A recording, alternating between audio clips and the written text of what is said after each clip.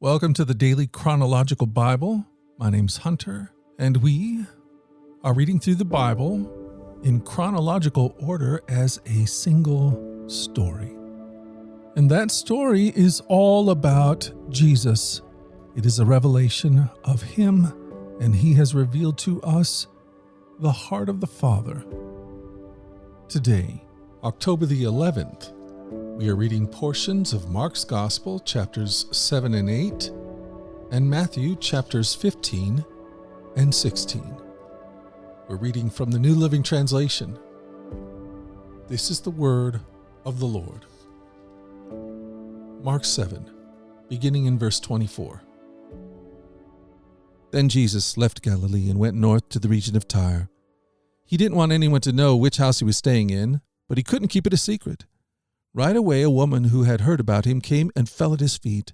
Her little girl was possessed by an evil spirit, and she begged him to cast out the demon from her daughter. Since she was a Gentile born in Syria Phoenicia, Jesus told her, "First I should feed the children, my own family, the Jews. It isn't right to take food from the children and throw it to the dogs." She replied, "That's true, Lord. But even the dogs under the table are allowed to eat the scraps from the children's plates." "Good answer," he said. "Now go home, for the demon has left your daughter." And when she arrived home, she found her little girl lying quietly in bed, and the demon was gone. Then Jesus left Galilee and went north to the region of Tyre and Sidon. A Gentile woman who lived there came to him pleading, "Have mercy on me, O Lord, Son of David, for my daughter is possessed by a demon that torments her severely." But Jesus gave her no reply, not even a word.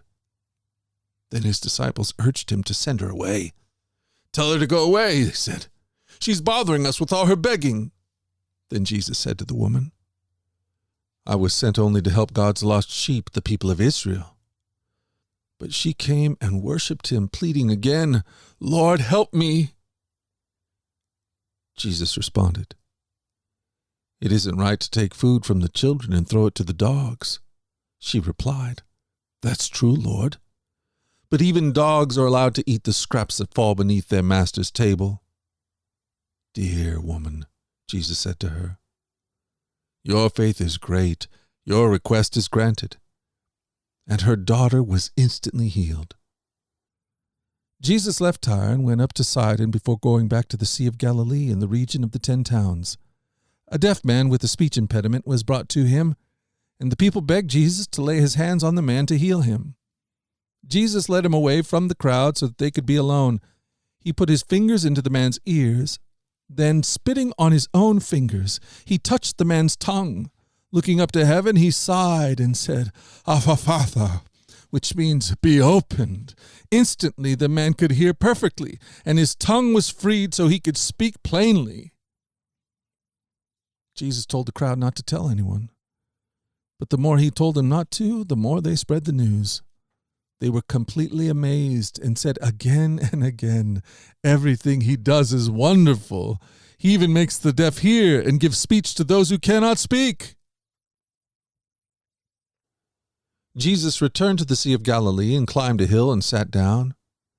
A vast crowd brought to him people who were lame, blind, crippled, those who couldn't speak, and many others. They laid them before Jesus, and he healed them all. The crowd was amazed. Those who hadn't been able to speak were talking. The crippled were made well. The lame were walking, and the blind could see again, and they praised the God of Israel. Mark 8. About this time another large crowd had gathered, and the people ran out of food again.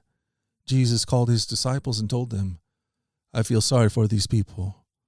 They have been here with me for 3 days, and they have nothing left to eat. If I send them home hungry, they will faint along the way, for some of them have come a long distance." His disciples replied, "How are we supposed to find enough food to feed them out here in the wilderness?" Jesus asked, "How much bread do you have?" 7 loaves, they replied. So Jesus told all the people to sit down on the ground. Then he took the 7 loaves, thanked God for them, and broke them into pieces. He gave them to his disciples, who distributed the bread to the crowd. A few small fish were found too, so Jesus also blessed these and told the disciples to distribute them. They ate as much as they wanted. Afterward, the disciples picked up 7 large baskets of leftover food. There were about 4,000 men in the crowd that day, and Jesus sent them home after they had eaten. Immediately after this, he got into a boat with his disciples and crossed over to the region of Dalmanutha. Matthew 16. One day the Pharisees and Sadducees came to test Jesus, demanding that he show them a miraculous sign from heaven to prove his authority. He replied, "You know the saying, red sky at night means fair weather tomorrow, red sky in the morning means foul weather all day? You know how to interpret the weather signs in the sky, but you don't know how to interpret the signs of the times."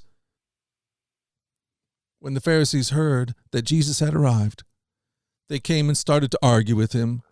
Testing him, they demanded that he show them a miraculous sign from heaven to prove his authority. When he heard this, he sighed deeply in his spirit and said, "Why do these people keep demanding a miraculous sign? I tell you the truth, I will not give this generation any such sign." So he got back into the boat and he left them, and he crossed to the other side of the lake. But the disciples had forgotten to bring any food. They had only 1 loaf of bread with them in the boat. As they were crossing the lake, Jesus warned them, "Watch out. Beware the yeast of the Pharisees and of Herod." At this, they began to argue with each other because they hadn't brought any bread. Jesus knew what they were saying, so he said, "Why are you arguing about having no bread? Don't you know or understand even yet? Are your hearts too hard to take it in? You have eyes, can't you see? You have ears, can't you hear? Don't you remember anything at all? When I fed the 5,000 with 5 loaves of bread, how many baskets of leftovers did you pick up afterward?" 12, they said. "And when I fed the 4,000 with 7 loaves, how many large baskets of leftovers did you pick up?" 7, they said. "Don't you understand yet?" he asked them. He replied, "You know the saying, red sky at night means fair weather tomorrow, red sky in the morning means foul weather all day? You know how to interpret the weather signs in the sky, but you don't know how to interpret the signs of the times. Only an evil, adulterous generation would demand a miraculous sign, but the only sign I'll give them is the sign of the prophet Jonah." Then Jesus left them and went away. Later, after they had crossed to the other side of the lake, the disciples discovered they had forgotten to bring any bread. "Watch out," Jesus warned them. "Beware of the yeast of the Pharisees and Sadducees." At this, they began to argue with each other because they hadn't brought any bread. Jesus knew what they were saying.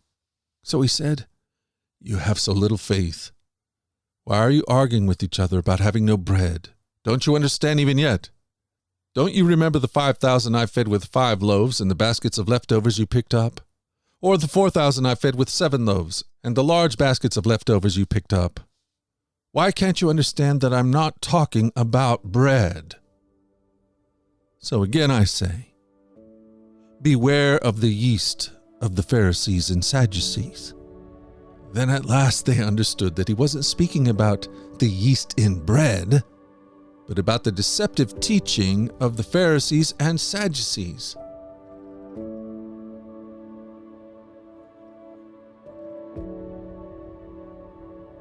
Thank you for joining us at the Daily Chronological Bible. You can find the specifics of our reading plan in the 1-year Chronological Bible published by Tyndall Press. And discover more about our other podcasts at dailyradiobible.com, where people from all around the world come to join us in this journey through the Scriptures, where we allow the Scriptures to point us to the God who is love, the God revealed to us fully in Jesus. Again, that website is dailyradiobible.com. Subscribe or follow wherever you get your podcast. Until tomorrow, let's go forward in God's joy. Let's let His joy be our strength. And let us always remember this,